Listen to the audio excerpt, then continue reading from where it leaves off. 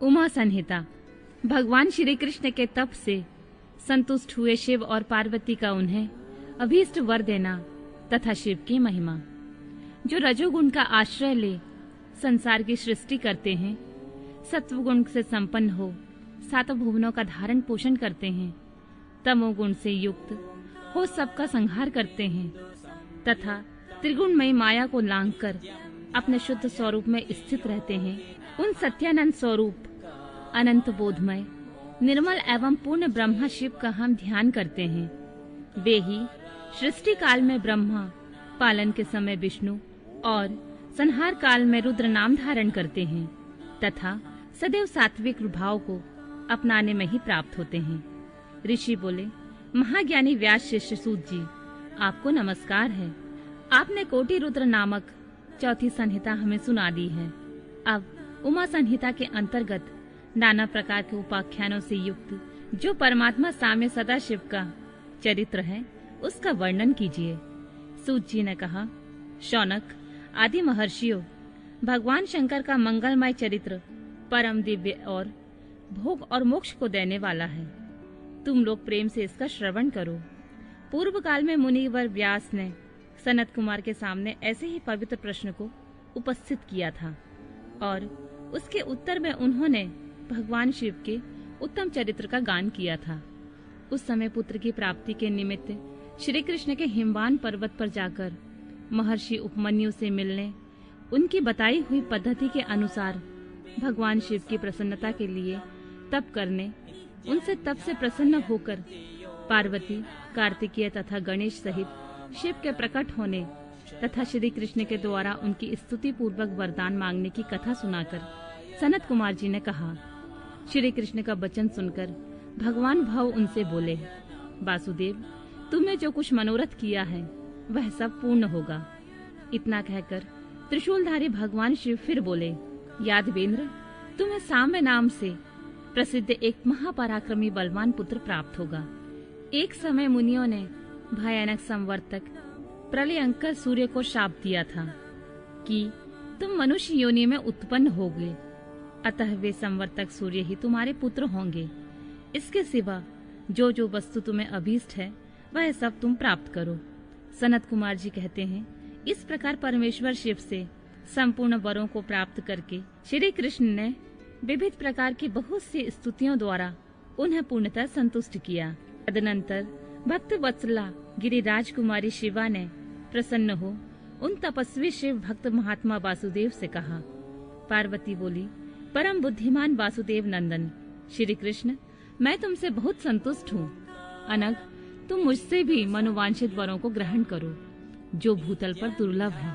श्री कृष्ण ने कहा, देवी, यदि आप मेरे इस सत्य तप से संतुष्ट हैं और मुझे वर दे रही हैं, तो मैं यह चाहता हूँ कि ब्राह्मणों के प्रति कभी मेरे मन में द्वेष न हो। मैं सदा द्विजों का पूजन करता रहूं। मेरे माता पिता सदा मुझसे संतुष्ट रहें। मैं जहाँ कहीं भी जाऊं, समस्त प्राणियों के प्रति मेरे हृदय में अनुकूल भाव रहे। आपके दर्शन के प्रभाव से मेरी संतति उत्तम हो। मैं सैकड़ों यज्ञ करके इंद्र आदि देवताओं को तृप्त करूं। सहस्त्रों साधु सन्यासियों और अतिथियों को सदा अपने घर पर श्रद्धा से पवित्र अन्न का भोजन कराऊं। भाई बंधुओं के साथ मिलकर मेरा प्रेम बना रहे तथा मैं सदा संतुष्ट रहूं। सनत कुमार जी कहते हैं, श्री कृष्ण का वह वचन सुनकर संपूर्ण अभीष्टों को देने वाली सनातनी देवी पार्वती विस्मित हो गई। उनसे बोली, वासुदेव, ऐसा ही होगा, तुम्हारा कल्याण हो। इस प्रकार श्री कृष्ण पर उत्तम कृपा करके उन्हें उन वरों को देकर पार्वती देवी तथा परमेश्वर शिव दोनों वहीं अंतर्ध्यान हो गए। तदनंतर केशी हंतक श्री कृष्ण ने मुनिवर उपमन्यु को प्रणाम करके उनसे वर प्राप्ति का सारा समाचार बताया। तब उन मुनि ने कहा, जनार्दन, संसार में भगवान शिव के सिवा दूसरा कौन महादानी ईश्वर है तथा क्रोध के समय दूसरा कौन अत्यंत दुस्सह हो उठता है। महायशस्वी गोविंद दान, तप, शौर्य तथा स्थिरता में शिव से बढ़कर कौन है। अतः तुम शंभु के दिव्य ऐश्वर्य का सदा श्रवण करते रहो। तदनंतर उपमन्यु के द्वारा शिव की महिमा सुनने के बाद उन महेश्वरों को नमस्कार करके वासुदेव नंदन केशव मन ही मन शंभु का स्मरण करते हुए में गिराने वाले पापों का संक्षिप्त परिचय। सनत कुमार जी कहते हैं, व्यास जी, जो पाप परायण जीव महानरक के अधिकारी हैं, उनका संक्षेप में परिचय दिया जाता है। सावधान होकर सुनो। पर स्त्री को प्राप्त करने का संकल्प, पराये धन को अपहरण करने की इच्छा, चित्त के द्वारा अनिष्ट चिंतन तथा न करने योग्य कर्म में प्रवृत्त होने का दुराग्रह, ये 4 प्रकार के मानसिक पाप कर्म हैं। असंगत प्रलाप, बेसिर पैर की बातें, असत्य भाषण, अप्रिय बोलना और पीठ पीछे चुगली खाना, ये 4 वाचिक वाणी द्वारा होने वाले पाप कर्म हैं। अभक्ष भक्षण, प्राणियों की हिंसा, व्यर्थ के कार्यों में लगना तथा दूसरे के धन को हड़प लेना, ये 4 प्रकार के शारीरिक पाप कर्म हैं। इस प्रकार के 12 कर्म बताए गए हैं, जो मन, वाणी और शरीर, इन तीनों साधनों से संपन्न होते हैं। जो संसार सागर से पार उतारने वाले महादेव जी से द्वेष करते हैं, वे सब के सब नरकों के समुद्र में गिरने वाले हैं। उनको बड़ा भारी पातक लगता है। जो शिव ज्ञान का उपदेश देने वाले तपस्वी की, गुरुजनों की ओर पिता ताऊ आदि की निंदा करते हैं, वे उन्मत्त मनुष्य नरक समुद्र में गिरते हैं। ब्रह्म हत्यारा, मदिरा पीने वाला, सुवर्ण चुराने वाला, गुरु पत्नीगामी तथा इन 4 से संपर्क रखने वाला 5वीं श्रेणी का पापी, ये सब के सब महापातकी कहे गए हैं। जो क्रोध से, लोभ से, भय से तथा द्वेष से ब्राह्मण के वध के लिए महान मर्म भेदी दोष का वर्णन करता है, वह ब्रह्म हत्यारा होता है। जो ब्राह्मण को बुलाकर उसे कोई वस्तु देने के पश्चात फिर ले लेता है तथा जो निर्दोष पुरुष पर दोषारोपण करता है, वह मनुष्य भी ब्रह्म हत्यारा होता है। जो भरी सभा में उदासीन भाव से बैठे हुए श्रेष्ठ द्विजों को अपनी विद्या के अभिमान से अपमानित करके उसे निस्तेज कर देता है, उसे ब्रह्म हत्यारा कहा गया है। जो दूसरों के यथार्थ गुणों का भी बलात् खंडन करके झूठे गुणों द्वारा अपने आप को उत्कृष्ट सिद्ध करता है, वह भी निश्चय ही ब्रह्म हत्यारा होता है। जो सांडों द्वारा बाही जाती हुई गौओं के तथा गुरु से उपदेश ग्रहण करते हुए द्विजों के कार्यों में विघ्न डालता है, उसे ब्रह्म हत्यारा कहते हैं। जो देवताओं, ब्राह्मणों तथा गौओं के उपयोग में दी हुई भूमि को हर लेता है, उसे ब्रह्म हत्यारा कहा गया है। देवता और ब्राह्मण के धन को हर लेना तथा अन्याय से धन कमाना ब्रह्म हत्या के समान ही पातक जानना चाहिए। जिस किसी व्रत, नियम तथा यज्ञ को ग्रहण करके उसे त्याग देना तथा 5 महायज्ञों का अनुष्ठान न करना मदिरापान के समय पातक बताया गया है। पिता और माता को त्याग देना, झूठी गवाही देना, ब्राह्मण से झूठा वादा करना, शिव भक्तों को मांस खिलाना और अभक्ष वस्तुओं का भक्षण करना ब्रह्म हत्या के तुल्य कहा गया है। वन में निरापराध प्राणियों का वध कराना भी ब्रह्म हत्या के ही तुल्य है। साधु पुरुषों को चाहिए कि वह ब्राह्मण के धन को त्याग दे, उसे धर्म के कार्य में भी न लगाए, अन्यथा ब्रह्म हत्या का दोष लगता है। गौओं के मार्ग में, वन में तथा गांव में जो लोग आग लगाते हैं, वे भी ब्रह्म हत्या ही करते हैं। इस तरह के जो भयानक पाप हैं, वे ब्रह्म हत्या के समान माने गए हैं। ब्राह्मण के द्रव्य का अपहरण करना, पैतृक संपत्ति के बंटवारे में उलटफेर करना, अत्यंत अभिमान और अधिक क्रोध करना, पाखंड फैलाना, कृतज्ञता करना, विषयों में अंतर्गत आसक्त होना, कंजूसी करना, सत्पुरुषों से द्वेष रखना, पर स्त्री समागम करना, श्रेष्ठ कुल की कन्याओं को कलंकित करना, यज्ञ, बाग बगीचे, सरोवर तथा स्त्री पुरुषों का विक्रय करना, तीर्थ यात्रा, उपवास तथा व्रत और उपनयन आदि का सौदा करना, स्त्री के धन से जीविका चलाना, स्त्रियों के अत्यंत वशीभूत होना, स्त्रियों की रक्षा न करना और छल से पराई स्त्री का सेवन करना, ब्रह्मचर्य आदि व्रतों का त्याग देना, दूसरों के आचार का सेवन करना, आसत शास्त्रों का अध्ययन करना, सूखे तर्क का सहारा लेना, देवता, अग्नि, गुरु, साधु तथा ब्राह्मण की निंदा करना, पितृयज्ञ और देव यज्ञ को त्याग देना, अपने कर्मों का परित्याग करना, बुरे स्वभाव को अपनाना, नास्तिक होना, पापों में लगना तथा सदा झूठ बोलना, इस तरह के पापों से युक्त स्त्री पुरुषों को उपपातकी कहा गया है। जो मनुष्य गौओं, ब्राह्मण कन्याओं, स्वामी मित्र तथा तपस्वी महात्माओं के कार्य को नष्ट कर देते हैं, वे नरकगामी माने गए हैं। जो ब्राह्मणों को दुख देते हैं, उन्हें मारने के लिए शस्त्र उठाते हैं। जो द्विज होकर शूद्रों की सेवा करते हैं तथा जो कामवश मदिरापान करते हैं, जो पाप परायण, क्रूर तथा हिंसा के प्रेमी हैं, जो गौशाला में, अग्नि में, जल में, सड़कों पर, पेड़ों की छाया में, पर्वतों पर, बगीचों में तथा देव मंदिरों के आसपास मलमूत्र का त्याग करते हैं, बांस, ईंट, पत्थर, काट, सींग और कीलों द्वारा जो रास्ता रूंधते या रोकते हैं, दूसरे के खेत आदि की सीमा मिटा देते हैं, छल से शासन करते हैं, छल कपट के ही कार्य में लगे होते हैं, किसी को ठग कर लाए हुए पाक, अन्न तथा वस्त्रों का छल से ही उपयोग करते हैं, जो स्त्री, पुत्र, मित्र, बाल, वृद्ध, दुर्बल, आतुर, भृत्य, अतिथि तथा बंधुजनों को भूखे छोड़कर स्वयं खा लेते हैं, जो आजितेंद्रिय पुरुषों स्वयं नियमों को ग्रहण करके फिर उन्हें त्याग देते हैं, संन्यास धारण करके वे फिर से घर बसा लेते हैं, जो शिव प्रतिमा का भेदन करने वाले हैं, गौओं को क्रूरता पूर्वक मारते और बारंबार उनका दमन करते हैं, जो दुर्बल पशुओं का पोषण नहीं करते हैं, सदा उन्हें छोड़े रखते हैं, अधिक भार लादकर उन्हें पीड़ा देते हैं तथा सहन न होने पर भी बलपूर्वक उन्हें हल या गाड़ी में जोतते हैं अथवा उनसे असहा बोझ खिंचवाते हैं, जो उन पशुओं को खिलाए बिना ही भार ढोने या हल खींचने के काम में जोत देते हैं, बंधे हुए भूखे पशुओं को चरने के लिए नहीं छोड़ते हैं, जो भार से घायल, रोग से पीड़ित और भूख से आतुर गाय बैलों का यत्न पूर्वक पालन नहीं करते हैं, वे सब के सब गौ हत्यारे तथा नरकगामी माने गए हैं। जो पापिष्ट मनुष्य बैलों के अंडकोश कुटवाते हैं और बंध्या गाय को जोतते हैं, वे महानार्किक हैं, जो आशा से घर पर आए हुए भूख, प्यास और परिश्रम से कष्ट पाते हुए और अन्य की इच्छा रखने वाले अतिथियों, अनाथों, स्वाधीन पुरुषों, दीन, बाल, वृद्ध, दुर्बल और रोगियों पर कृपा नहीं करते हैं, वे मूढ़ नरक के समुद्र में गिरते हैं। मनुष्य जब मरता है तब उसका कमाया हुआ धन घर में ही रह जाता है। भाई बंधु भी शमशान तक जाकर लौट आते हैं, केवल उसके किए हुए पाप और पुण्य ही परलोक के पथ पर जाने वाले उस जीव के साथ जाते हैं।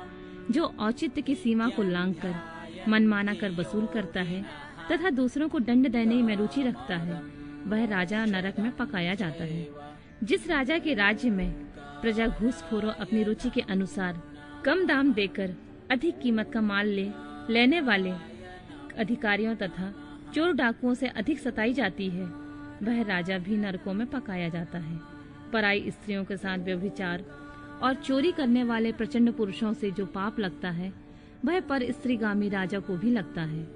जो साधु को चोर और चोर को साधु समझता है तथा बिना विचारे ही निरपराध को प्राण दंड देता है, वह राजा नरक में पड़ता है।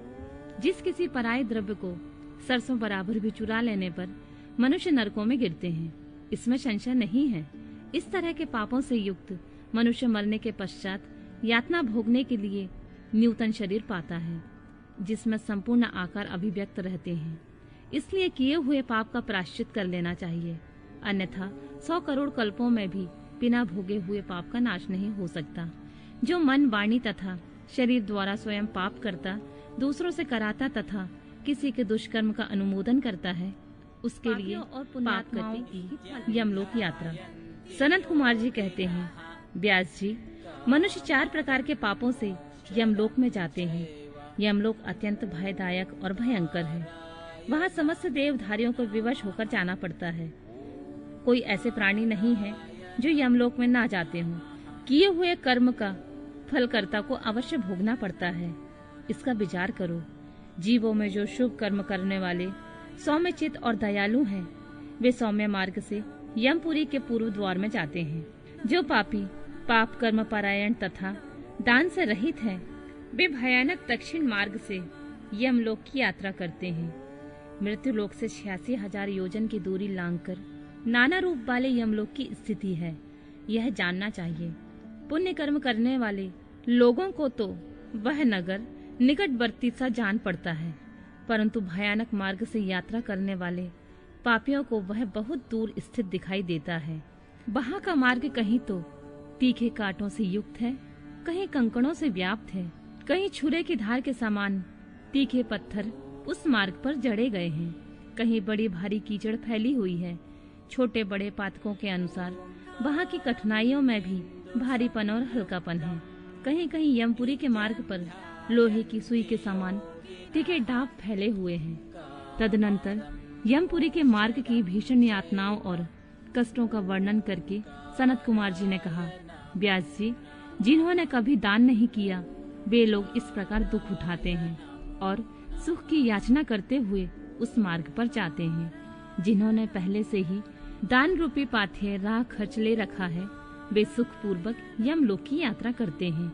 इस रीति से कष्ट उठाकर पापी जीव जब प्रेतपुरी में पहुंच जाते हैं तब उनके विषय में यमराज को सूचना दी जाती है।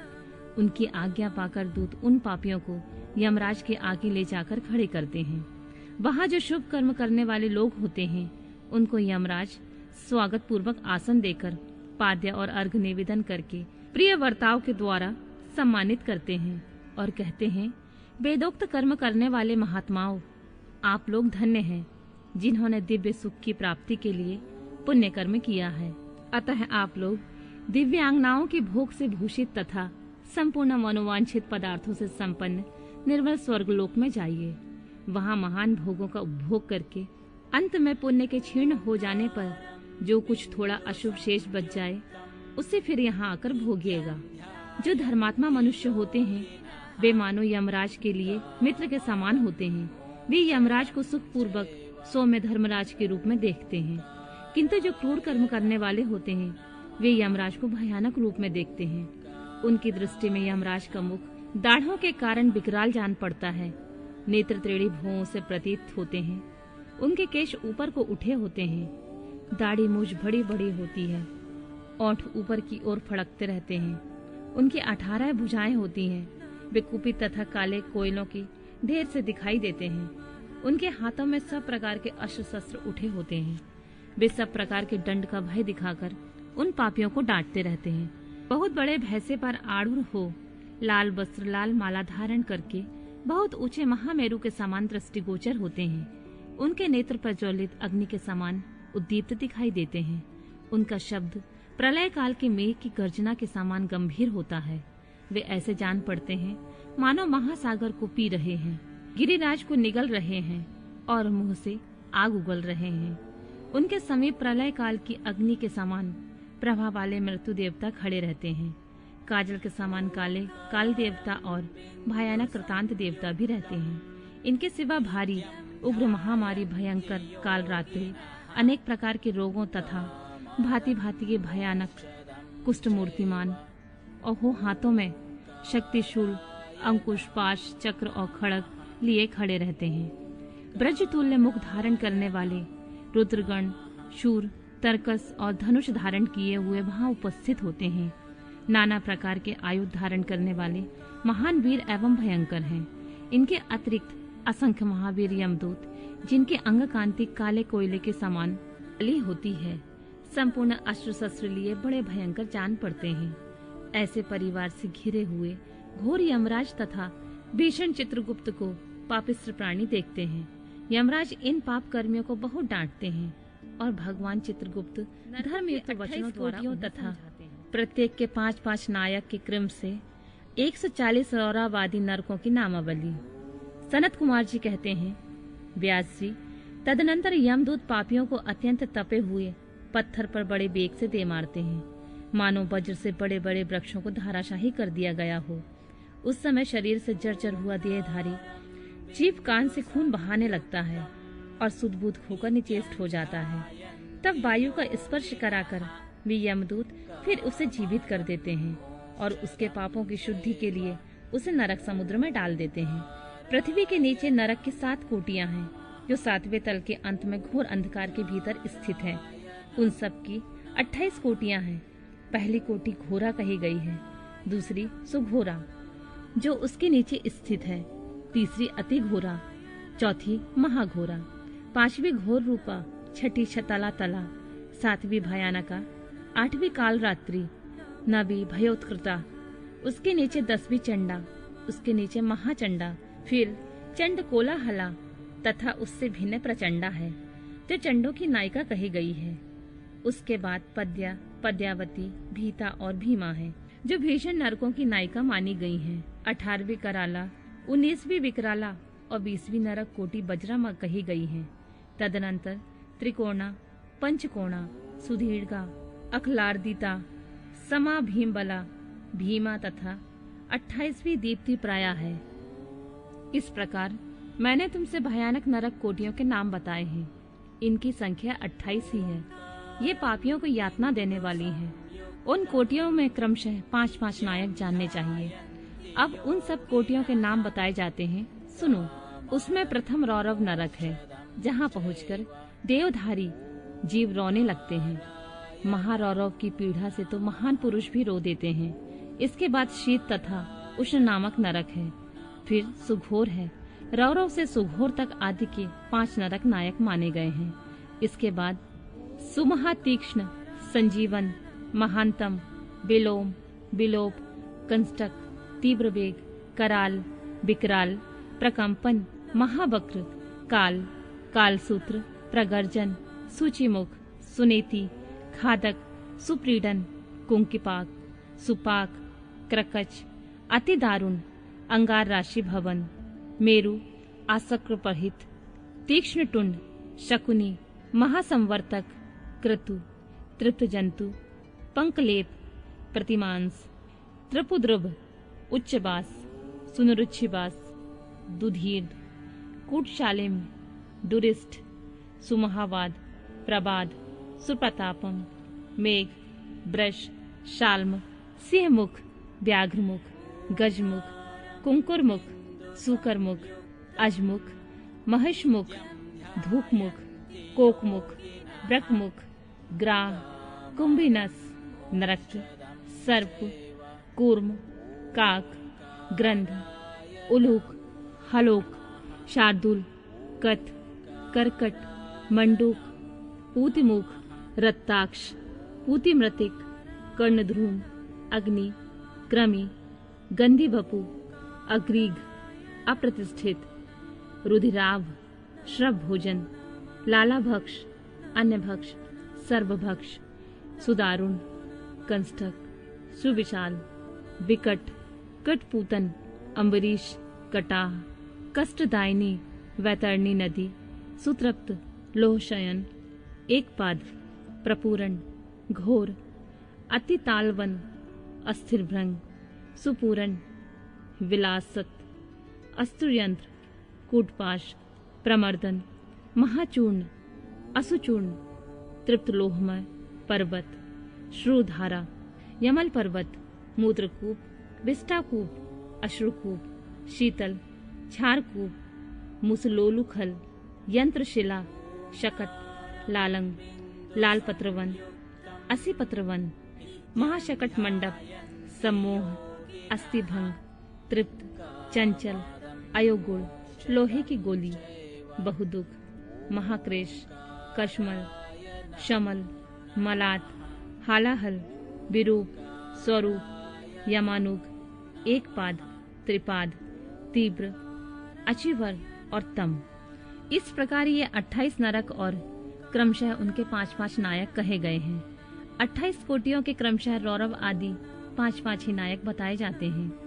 उपयुक्त 28 कोटियों को छोड़कर लगभग 100 नरक माने जाते हैं और महानरक मंडल 140 नरकों का मिलने वाली नरक यातना का वर्णन तथा कुंकरवली, काकवली एवं देवता आदि के लिए दी हुई बलि की आवश्यकता एवं महत्ता का प्रतिपादन।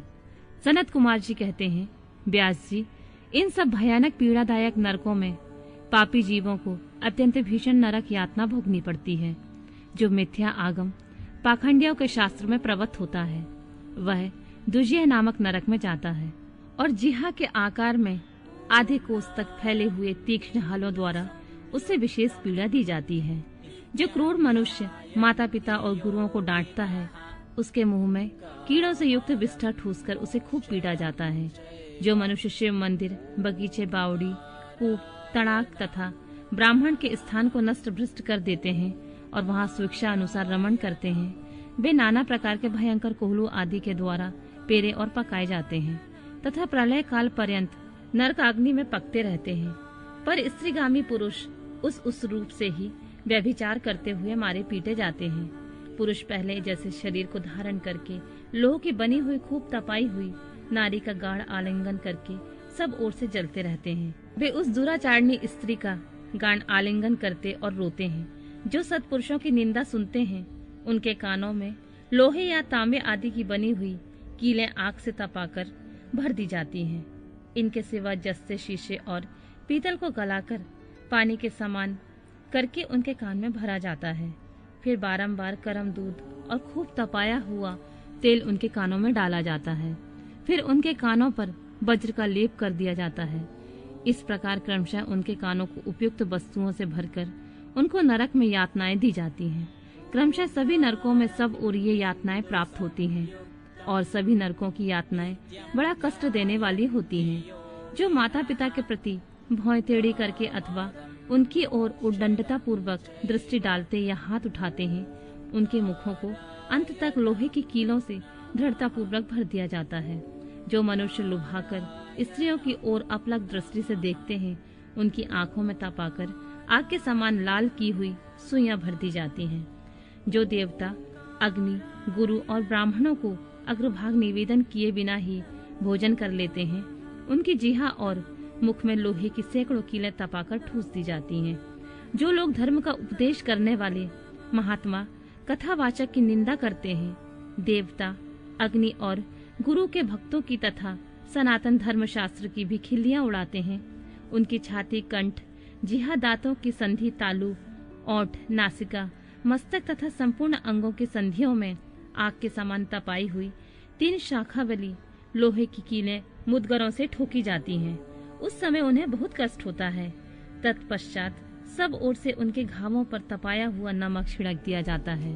फिर उस शरीर में सब ओर बड़ी बड़ी यातनाएं होती हैं। जो पापी शिव मंदिर के पास अथवा देवता के बगीचों में मलमूत्र का त्याग करते हैं, उनके लिंग और अंडकोश को लोहे के मुदगरों से चूर चूर कर दिया जाता है तथा आग से तपाई हुई सुइयां उसमें भर दी जाती हैं, जिससे मन और इंद्रियों को महान दुख होता है। जो धन रहते हुए भी तृष्णा के कारण उसका दान नहीं करते और भोजन के समय घर पर आए हुए अतिथियों का अनादर करते हैं, वे पाप का फल पाकर अपवित्र नरक में गिरते हैं। जो कुत्तों और गौओं को उनका भाग अर्थात बलि न देकर स्वयं भोजन कर लेते हैं, उनके खुले हुए मुंह में 2 कीलें ठोक दी जाती हैं। यमराज के मार्ग का अनुसरण करने वाले जो श्याम और शबल, सांवले और चितकबरे 2 कुत्ते हैं, मैं उनके लिए यह अन्न का भाग देता हूँ। वे इस बलि को ग्रहण करें। पश्चिम, वायव्य, दक्षिण और नैऋत्य दिशा में रहने वाले जो पुण्यकर्मा कौवे हैं, वे मेरी इस दी हुई बलि को ग्रहण करें। इस अभिप्रथा के दो मंत्रों से क्रमशः कुत्ते और कौवे को बलि देनी चाहिए। जो लोग यत्न पूर्वक भगवान शंकर की पूजा करके विधिवत अग्नि में आहुति दे शिव संबंधी मंत्रों द्वारा बलि समर्पित करते हैं, वे यमराज को नहीं देखते और स्वर्ग में जाते हैं। इसलिए प्रतिदिन बलि देनी चाहिए।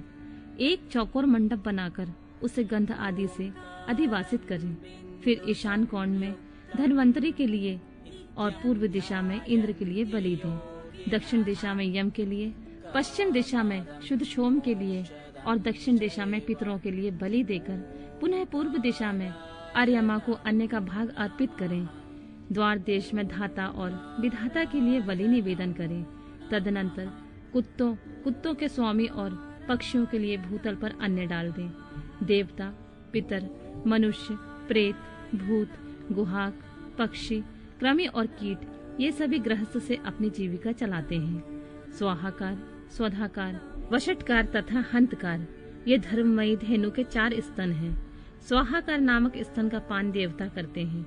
स्वधा का पितर लोग, वशटकार का दूसरे देवता और भूतेश्वर तथा हंतकार नामक स्तन का सदा ही मनुष्यगण पान करते हैं। जो मानव श्रद्धा पूर्वक इस धर्ममयी धेनु का सदा ठीक से समय पर पालन करता है, वह अग्निहोत्री हो जाता है। जो स्वस्थ रहते हुए भी उसका त्याग कर देता है, वह अंधकार पूर्ण नरक में डूबता है।